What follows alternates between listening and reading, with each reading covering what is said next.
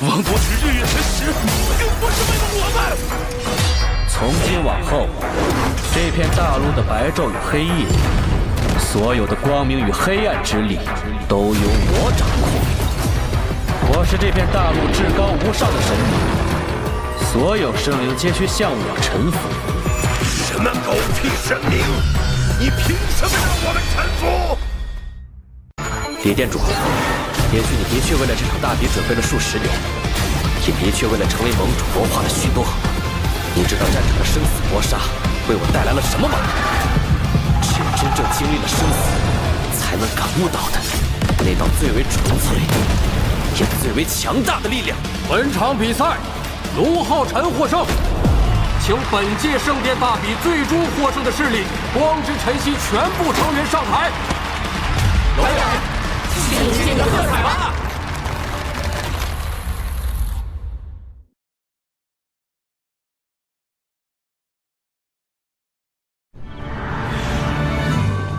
号外号外！青年英才龙浩辰圣殿大比夺得头筹，史上最年轻的盟主就要诞生了！来吧！还想给我一份？哎，你听说了吗？新联盟盟主才20多岁，这么年轻就能带领自己的内盟团在圣殿大比上夺得头筹，真是年轻有为啊！仙儿，快过来！接任仪式马上就要开始了。哎，开始了，开始了！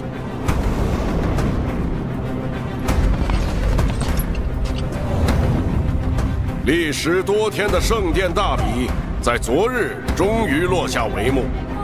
让人惊喜的是，我们见证了许多后起之秀的精彩亮相，也迎来了联盟历史上最年轻盟主的诞生。我宣布，继任仪式现在开始。新联盟新一届盟主龙浩辰登场。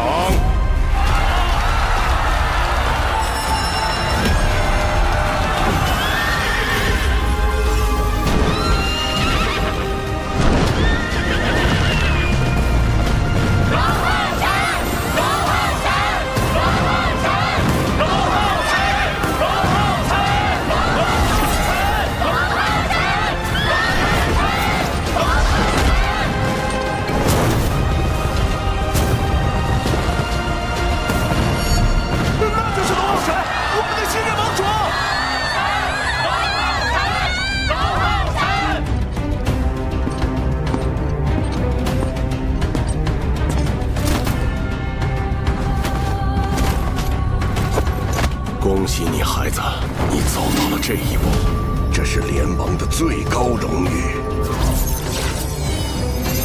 接下盟主令牌，你就是新一任联盟盟主了。我一定会坚守我的责任，去接受属于你的欢呼吧，浩辰。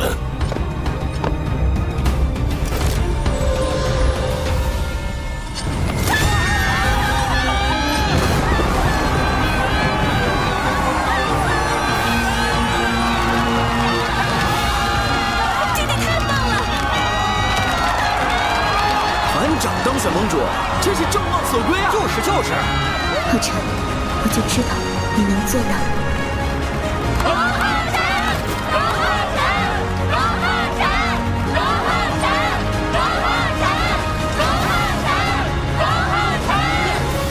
同胞们，我很荣幸，今天能站在这里接受这份特殊的荣誉。团长万岁！我在小镇出生，童年时光在母亲的陪伴中度过。她的身体不好，但是对我的关爱无微不至。那时的我尚且年幼，只有一个小小的心愿，就是成为一名骑士，守护我的家人。但是有一天，魔族入侵了小镇，美好的家园化作焦土。那时我握着手里的剑，想要再快一点成长起来，去守护我的家乡。团长，加入猎魔团后，我第一次亲历前线的残酷。边关将士以血肉之躯筑墙，抵挡魔族攻击，只为守护身后的百姓。那时的我作为前线的一员，和众将士的心愿一样，是守住这座关隘。当我走过6大关隘，与伙伴们几次进出魔族境地，遍历圣魔大陆，经历无数艰险的战斗，数次徘徊在生死边缘，我的信念越发坚定。没想到他们团队虽然年轻，却经历了这么多。我龙浩辰，作为一名骑士，作为联盟的新任盟主，我会守护我们的大陆，会守护这片大陆上的每一个人。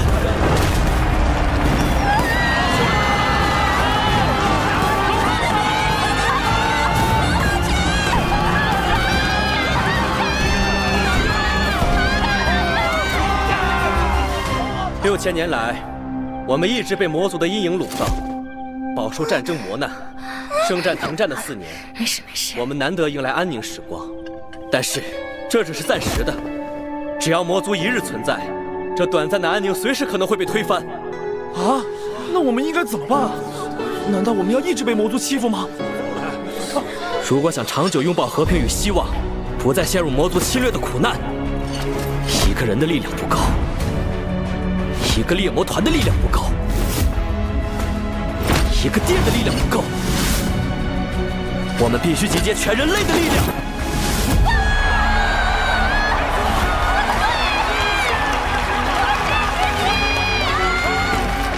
所以，今天这场继任仪式还有一个特别的意义。经过6大殿这段时间的讨论，我们决定废除旧联盟，成立新联盟。新联盟，那会有什么变化吗？从今以后，6大殿所有人力资源全部集结起来，由联盟统一调兵。而我们下一个目标，则是向魔族开启全面反攻。全面反攻，守护我们的家园。是啊，我们就应该联合起来，赶跑魔族，赶跑魔族，守护我们。我相信，只要6大殿团结起来，不分你我，就可以跨越困难，迎来期待已久的曙光。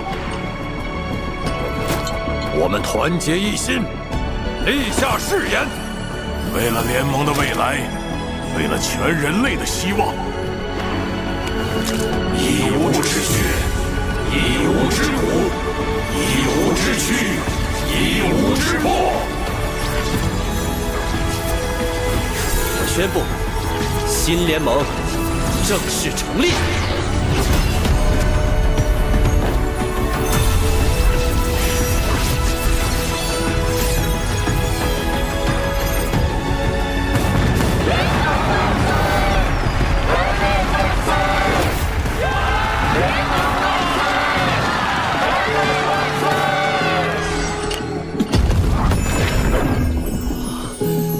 这就是盟主的光元素之力吗？好温暖，好纯粹。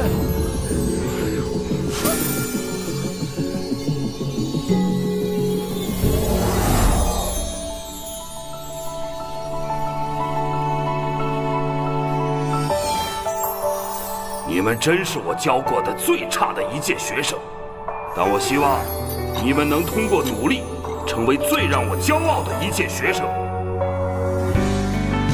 巴尔扎教官，请再给我一次机会吧，我有一定要成为骑士的理由。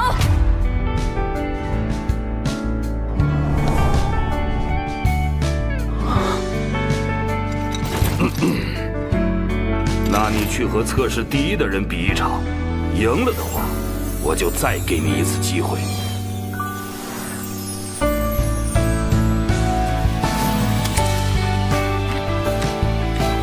听着，在猎魔团选拔赛考核中，你们是一个团队，要时刻为团队着想，不能为了出一时风头而连累了整个团队。龙兄弟都这么强了，作为兄弟，我也不能松懈，我也要努力修炼，追赶上他。将来再次和他站上同一片战场。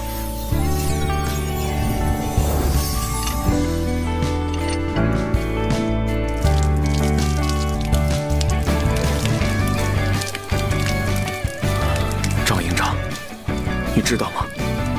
当年来我们一营的那个猎魔团团长龙浩辰已经成为盟主了。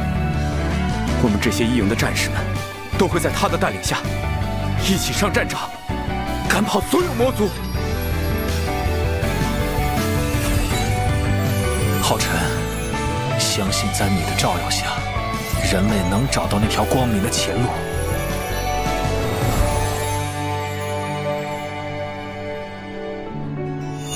既然决定先起反攻，我们第一步做什么？首先，我们需要调整6大关隘的军事制度。联盟将在6大殿抽调人才，在圣城集合，训练后重新编排。建立适应6大关不同情况的6大联盟军团后，前往各个关隘，由6大殿的原班高层进行统一指挥。这样一来，就能平衡各个殿之间的人才。对于一些防御较弱的关隘来说，确实是一件好事。如果只是重新编排联盟军团，可能还不足以对魔族造成毁灭性的打击。我们还需要更加强大的力量。是的，只是这样确实还不够。所以下一阶段，我和我的同伴将要前往玉龙关，开启剩余3座神印王座的挑战。同时开启3座神印王座的挑战，那不就是要6大王座同时现世？但如果未来6大王座真的能同时现世，那将会凝结成人类史上最强战力，也就是人类反攻的关键。是的，虽然圣战停战4年，但魔族企图消灭人类的计划从未停止。反攻是人类想要生存的必然选择，任何能增加成功几率的方案，都有必要去尝试。好，你们去吧。你们参加考核的时间里，我们也会思考出尽可能多的利于反攻的方案，同时推进并完善今天确定下来的这些联盟新制度。今后我们将设立议会，对联盟的各项提案进行决策。议会成员分为盟主、副盟主、议员团，6大殿各出10人，成立联盟常驻议员团。原先的6大殿殿主为现在的联盟副盟主。关于议会成员，各位还有什么异议吗？正如先前所说，人类的历史翻开到了新的篇章，后起之秀们也逐渐崭露头角。未来终究还是得看年轻人的，所以，我放弃副盟主一职，由我殿陈婴儿担此重任。经过前2天的圣殿大比，婴儿的实力大家有目共睹，他能同时召唤12扇生灵之力，实力已经远超于我。更何况，他还是我们灵魂殿千年一遇的灵魂圣灵，灵魂殿理应交给他来领导。陈婴儿，正如陈殿主所说，你愿意成为灵魂殿殿主吗？我愿意。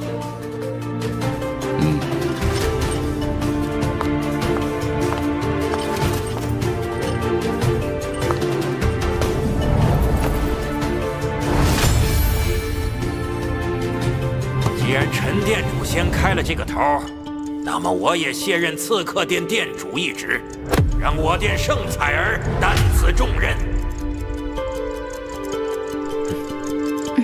我们刺客殿早就有这打算了，只是一直没找到合适的时机宣布这事。既然已经有2位殿主开了这个头了，那我也宣布退位吧。什么？怎么会这样？今天怎么这么多殿主退位？为什么？事关新联盟的未来，殿主职位的更替，还请三思。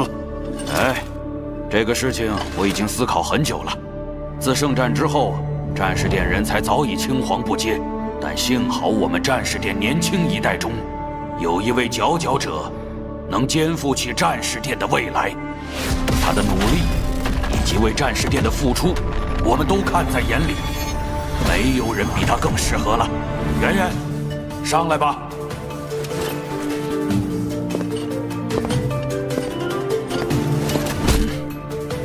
我定不会让战士殿失望的。那么，议会成员就按此安排确定下来。感谢各位前辈的付出，我们一定不辱使命，不负众望。现在是人类历史新的开始，联盟将会面临许多困难，但是我相信，只要大家齐心协力，联盟一定会有一个崭新的未来。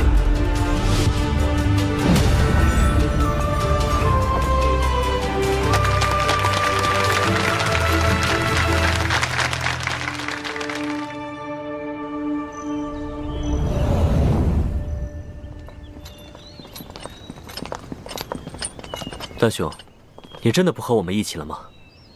自从4年前睿智魔神宫一战后，文昭兄的猎魔团因黄奕丧失战斗能力而被迫解散，我的猎魔团也因为我的失踪而停止任务，但他们一直在等着我回来。我是他们的团长，也该带着他们重返战场了。不久后的大战，我们也要继续为联盟尽一份力。不管在哪里，你始终是我们中的一员。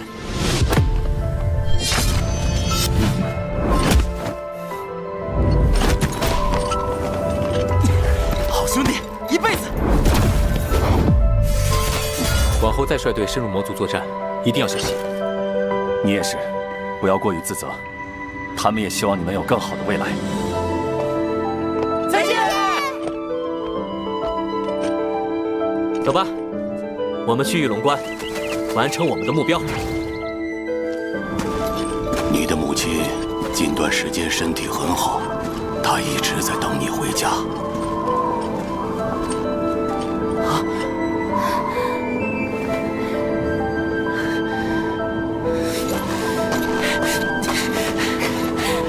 妈妈。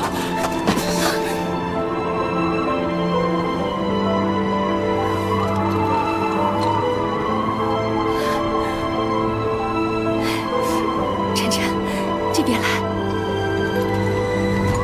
你看，那是谁？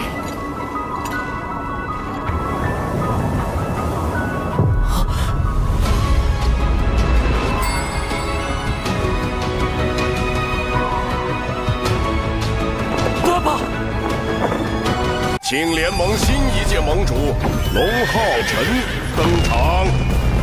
浩辰，我就知道你能做到。经过6大殿这段时间的讨论，我们决定废除旧联盟，成立新联盟。我们还需要更加强大的力量，所以下一阶段，我和我的同伴将要前往玉龙关，开启剩余3座神印王座的挑战。妈妈，晨晨，这边来。你看，那是谁？爸爸。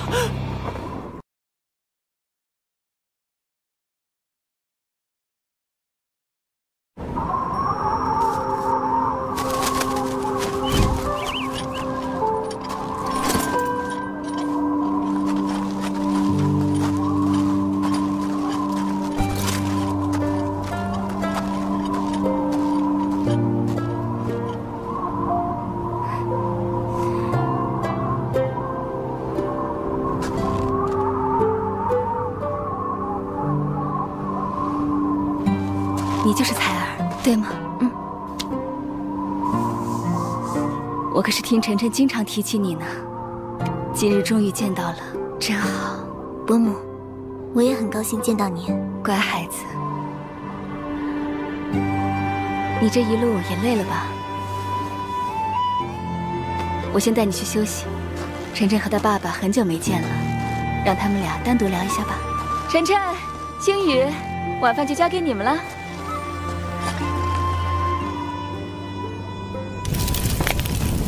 爸，分开这些年，您还好吗？我听爷爷说您旧伤未愈，现在恢复了吗？已经无恙了。是和阿难战斗时伤的吗？总感觉爸这次回来后心事重重的，是战斗时发生了什么吗？不过现在他似乎不愿意提，我也不好再多问。等以后遇到阿难，我得去了解一下到底发生了什么。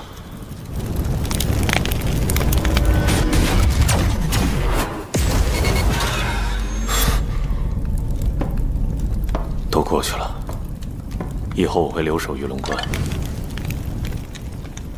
那太好了，我也很久没见爸了，我们现在终于可以一家团聚了。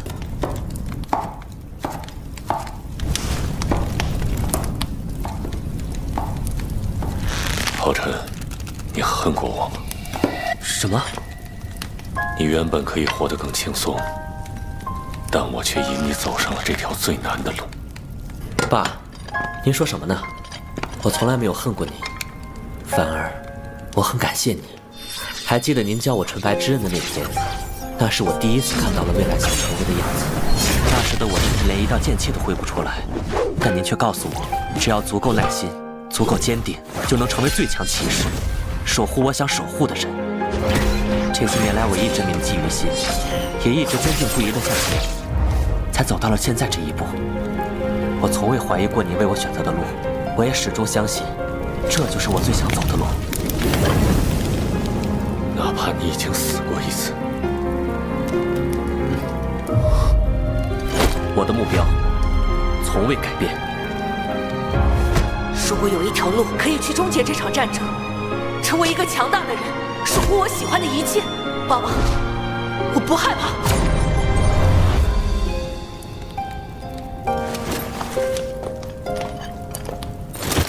浩辰，你永远是我的骄傲。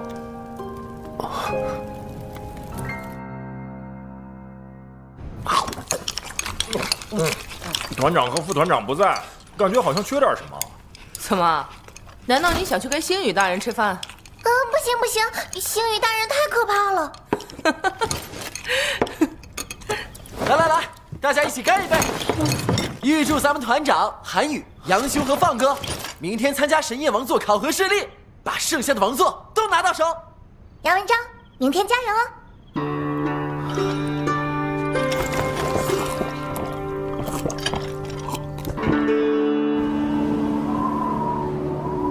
我们三人真的好久好久都没有像这样坐在一起吃饭了，而且今天还有彩儿在，真的太难得了。只可惜你爷爷还在圣城处理事务，不然我们就一家团圆了。哈，没关系，爷爷过几天就能回，到时候我们再吃团圆饭。你说的对，今天是庆祝彩儿来了。谢谢伯父伯母的款待。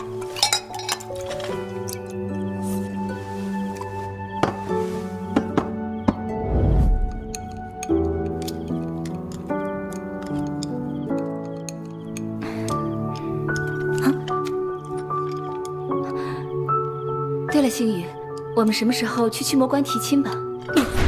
提亲？明日就去。我跟灵心说一声。伯父伯母，这会不会有点太快了？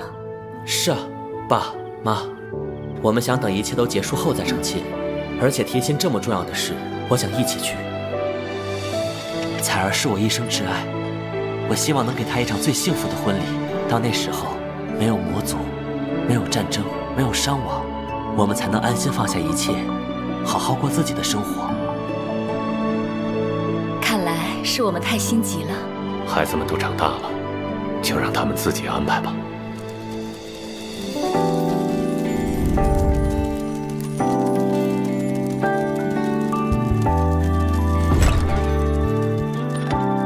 彩儿，以后这就是我们的房间了。当年我们第一次到驱魔关的时候，你为我们制造了一个小家。这是我们的家了。那时我就答应你，以后一定会给你一个温暖的家。现在我们回家了，彩儿。浩辰，你在哪，哪里就是我们的家。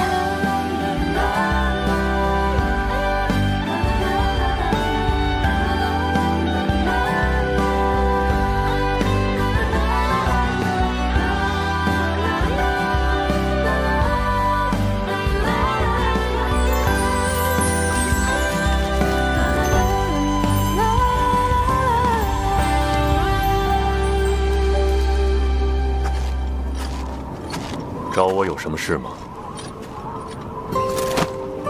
星宇大人，我想放弃这次的王座考核。放弃？那可是神印王座所有骑士梦寐以求的目标。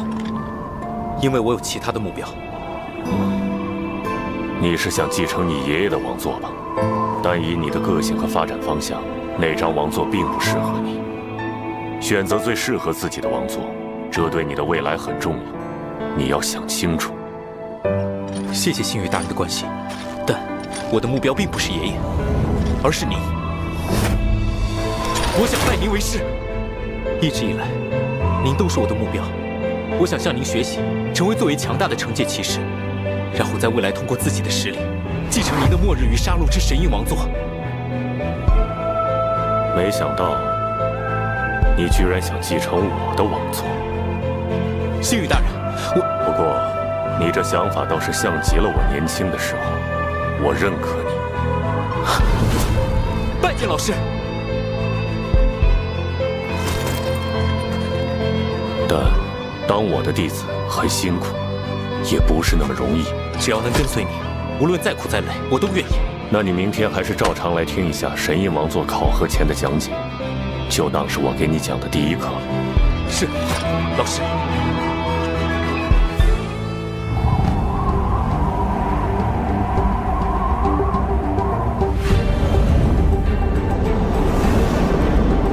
在你们进入神印王座考核之前，我会为你们介绍王座的信息。虽然杨文昭放弃了神印王座考核，但他也达到了考核资格，允许留下来旁听。你们都知道，联盟目前一共有6张王座，而每张王座的威能都各不相同。比如智慧与精神之神印王座，掌控的是全知之力；而恐惧与悲伤之神印王座，掌控的是禁忌之力。而以节气的王座里，守护与怜悯之神印王座掌控的是防御之力；秩序与法则之神印王座掌控的是规则之力；而我的末日与杀戮之神印王座掌控的则是杀戮之力。要不要试试？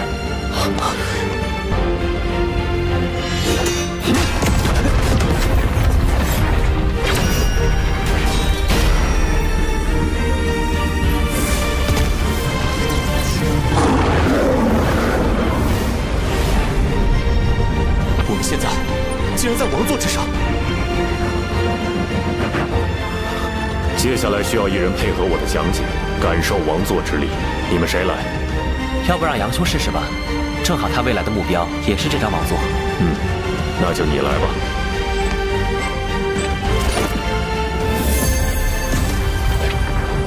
我的灵力被提升了。不错，这是王座的赋能。它能为使用者提供20万的灵力增幅，而你现在在王座范围内，我能让你暂时感受一下灵力的提升。这也太不可思议了吧！来，再感受一下。这是神器。每一把神印王座都会赋予使用者一把武器，而这把武器的品质一定都是神器。这意味着，一旦获得王座认可，便可同时获得2件神器，并且王座还能化开。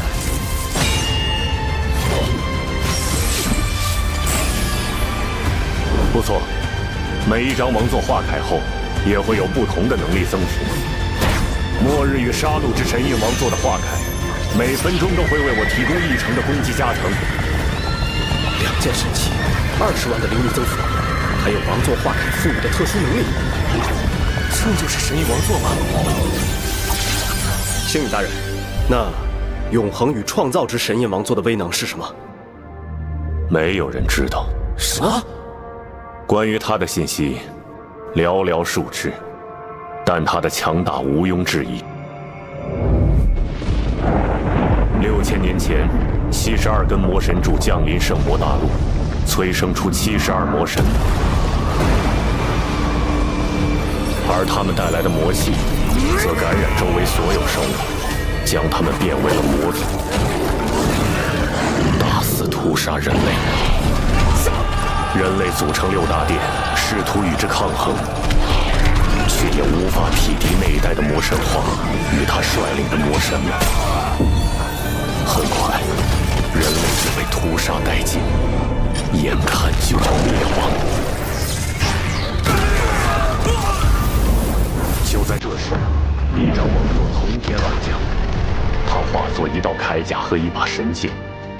那铠甲仿佛有生命般，竟自主手持神剑，朝魔族发起攻击。仅凭一剑，34位魔神直接死亡，魔神皇被重创，无数魔族被泯灭。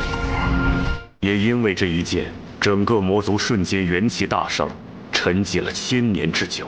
在那一刻，所有人心里都想起了同样的声音，那便是永恒与创造之神印王座。可就在那一击后，王座能量耗尽，从空中坠落至此，陷入沉睡，只留下了5块与其一同落下的神石。5块神石？难道说剩下的5张王座是？不错，在之后的1000年里，骑士殿首任殿主萧霍以那5块神石为基石，仿造永恒与创造之神印王座，锻造出了其余5张王座。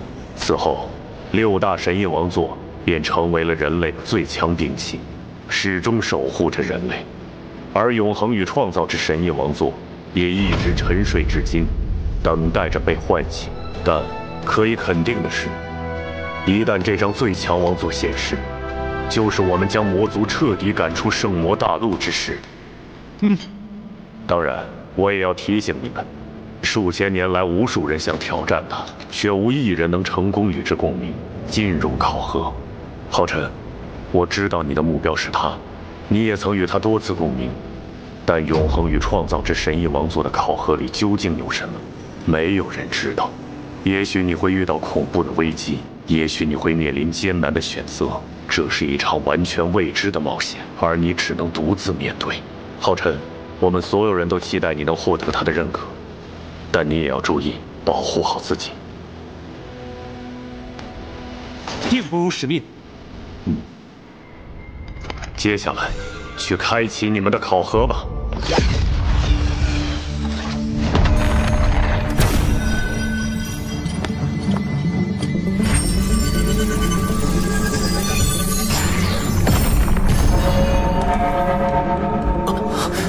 一旦你们选择的王座与你们共鸣，即可进入该王座考核。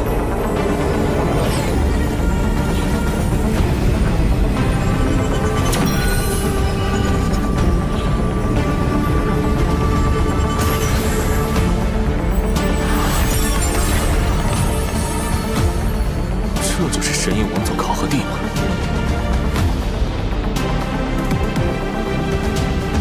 我们走吧。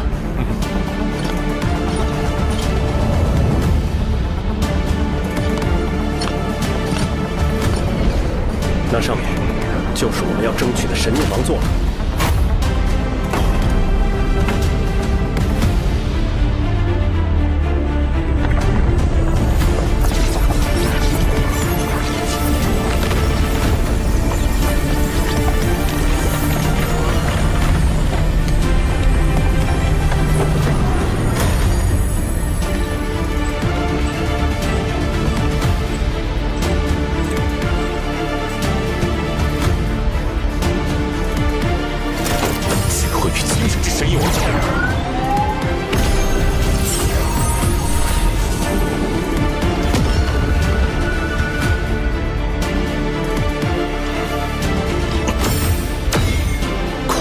悲伤之神印王座。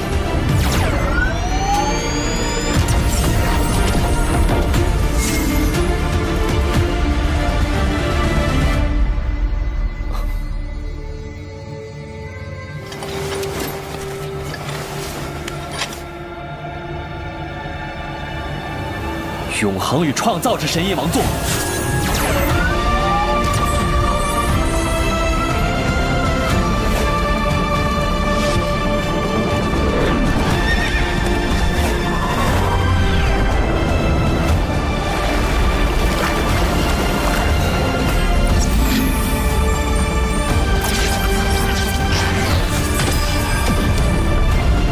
神印王座考核现在开启。你就是采儿，我可是听晨晨经常提起你呢。我们回家了，采儿。我想向您学习，成为最为强大的惩戒骑士。一旦这张最强王座显示，就是我们将魔族彻底赶出圣魔大陆之时。浩辰，我们所有人都期待你能获得他的认可，但你也要注意，保护好自己。神印王座考核现在开启。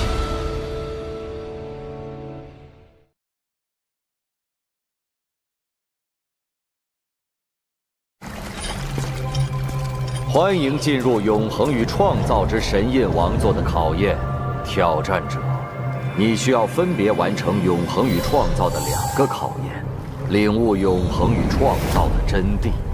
首先开启的是创造的考验。日月大陆上，生活着信奉自然的自然族。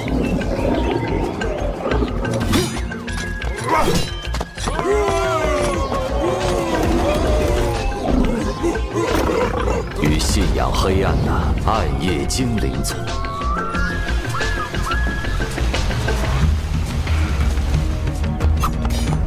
但因为信仰的不同，资源的稀缺，双方争斗不休。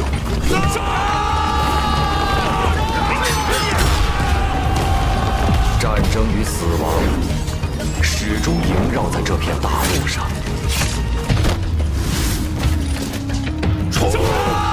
长久的争斗后，自然族势大。在自然之王伊斯顿王的率领下，要将黑暗及其信徒彻底驱逐出这片大陆。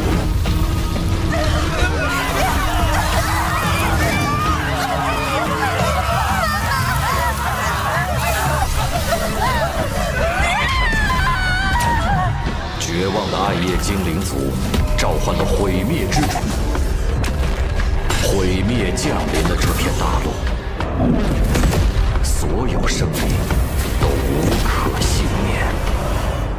这便是你的第一个考验，你需要去改变两族的命运，为他们创造新的未来。创造新的未来。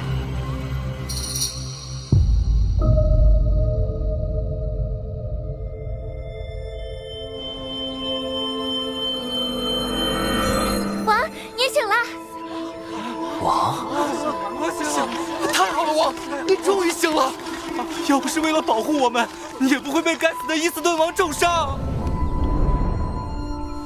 这些是暗夜精灵族，暗夜精灵族这还有希望。我为什么会变成信仰黑暗的暗夜精灵王？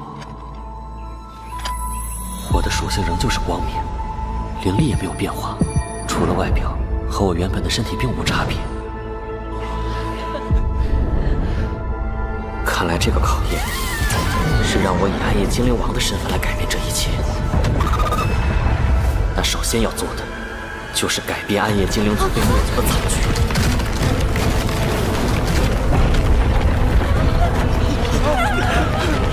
该死的伊斯顿王和自然族，终于要忍不住将我们赶尽杀绝了吗？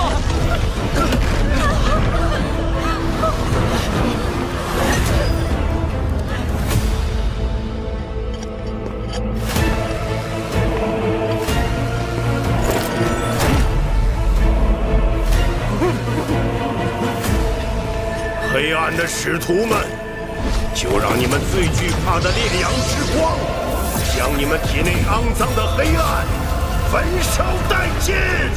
焚烧殆尽！焚烧殆尽！这股力量是九阶光系禁咒。该死的自然族！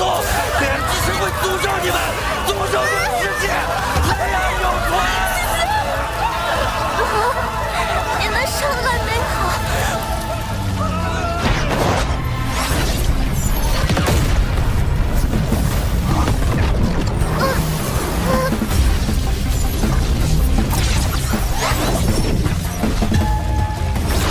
怎么回事？烈阳之光怎么失控？不是失控，是被吸收了。怎么可能？那可是烈阳之光，蕴含着最为浓郁灼热的光明之力。即便是亲近光明的我们也抵挡不住，更何况是天生惧怕光明的暗夜精灵族。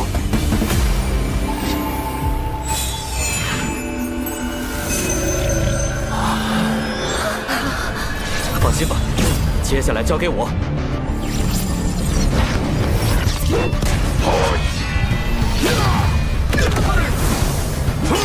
你的实力怎么突然提升这么多？还不惧怕烈阳之光了？他的实力相当于9阶2级，不是我的对手。崩山怒击！但我得先弄清楚，两族之间的争斗为何会这么极端。伊斯顿王，你身为一族之王，为何残忍至此，赶尽杀绝，连老弱妇孺都不放过？我管你什么老弱妇孺！非我族类其心必术。我们两族之间就是要斗个你死我活。一个仁慈的王是无法率领族群壮大的。作为一个残暴的王，你只能给世界带来毁灭。去杀了那些暗夜精灵！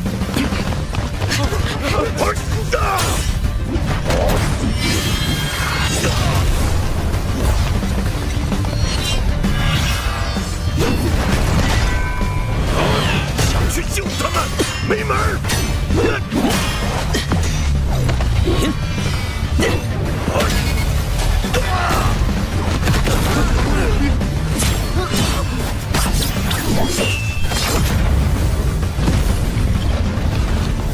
快走！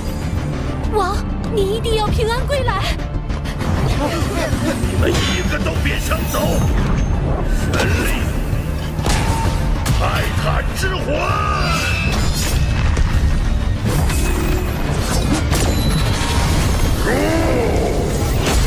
你救了他们一次，能救他们一辈子吗？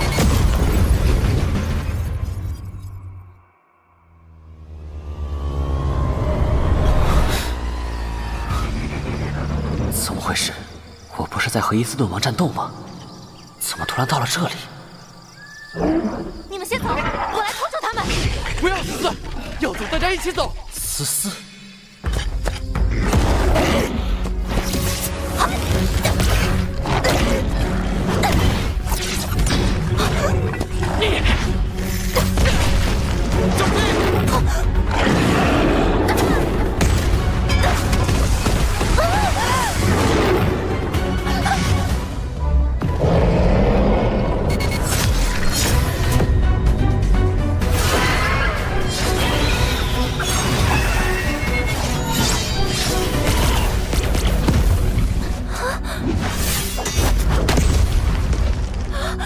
王，是王，王回来了！5年了，你终于回来了，太好了！5年，已经过去了5年，这到底是怎么回事？5年都没有您的消息，我们还以为您已经……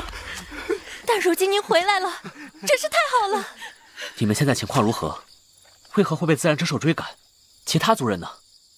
没有其他族人了，就剩我们这些了。5年前。您以一己之力重创伊斯顿王与自然族，使我们也有了喘息之机。我们逃出来后，便选择了一块地方休养生息，壮大族群，等待着您回归。我们原本以为日子会一直这么过下去，但就在不久之前，那些该死的自然族还是发现了我们，他们攻入了我们的领地，破坏了我们好不容易再度建立的家园。大部分的同胞死在了那场战争中。走，思思，我妈妈！最后只剩我们逃了出来。但他们还不死心，派自然之兽追踪我们。要不是王宁及时赶到，恐怕我们已经被灭族了。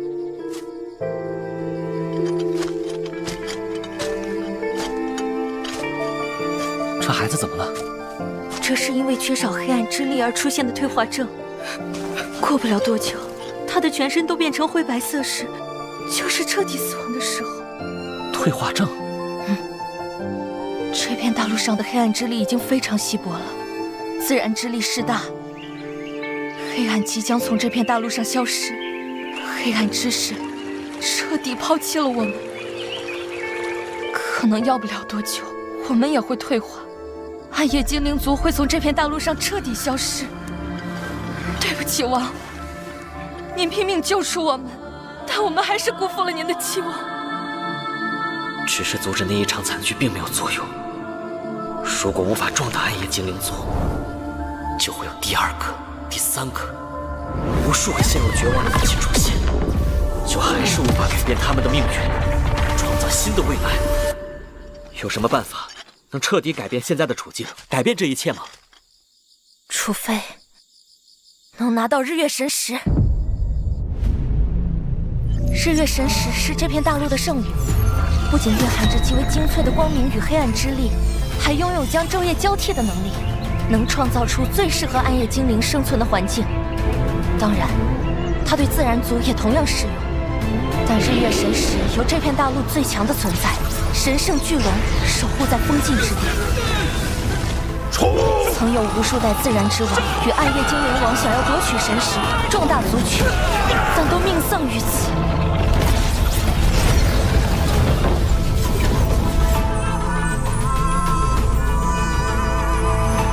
那就是日月神石。我恳请能借日月神石一用，救暗夜精灵族于危难之中。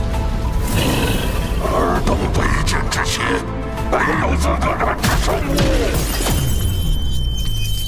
仅仅一击就能破掉我的防御，他的实力远超许超9之6击。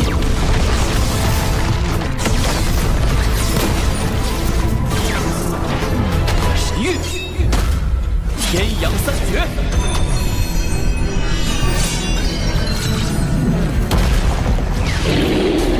赤阳残镜。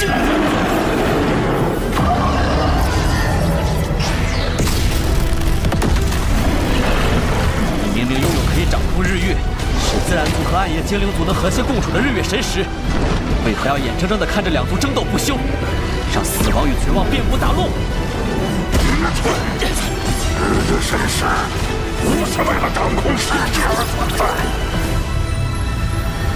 也不是为了拯救他们而存在。他的战力在我之上，又死死守着日月神石，必须想办法将他引开。你想逃到哪里去？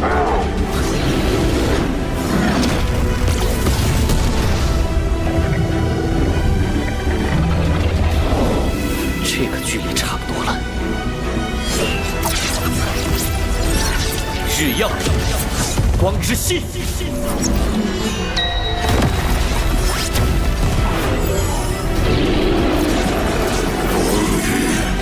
圣光裁决，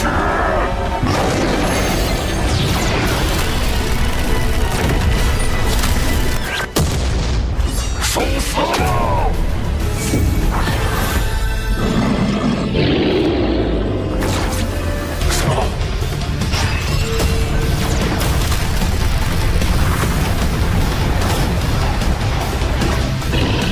移花接木，影分身。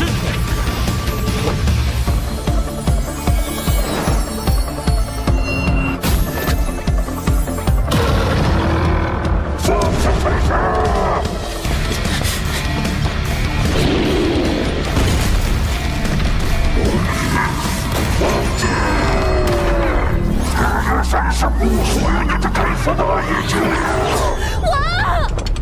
将神石交给他们，真的能创造新的未来吗？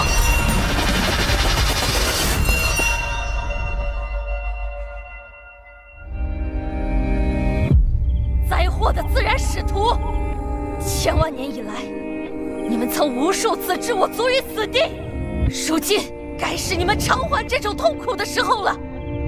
自然将被彻底驱逐出这片大陆，黑暗永存，分灵之火燃！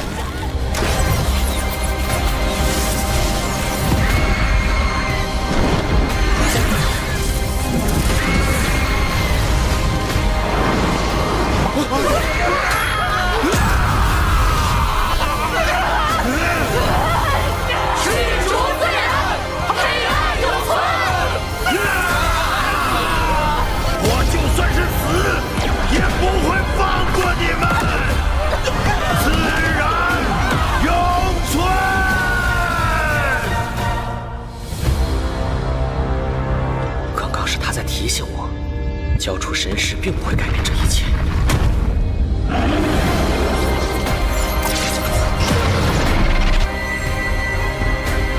日月之域，永恒未来。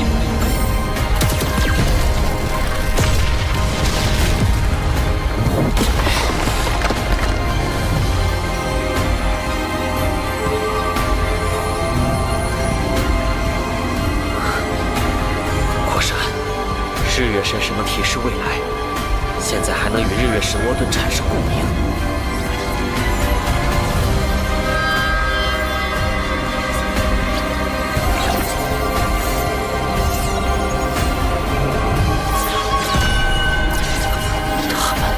是在如何？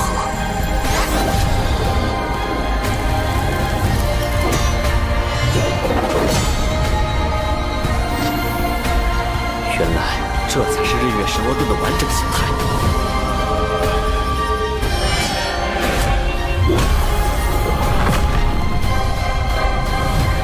恭喜你，解开了考验的第一个秘密。接下来，受死吧！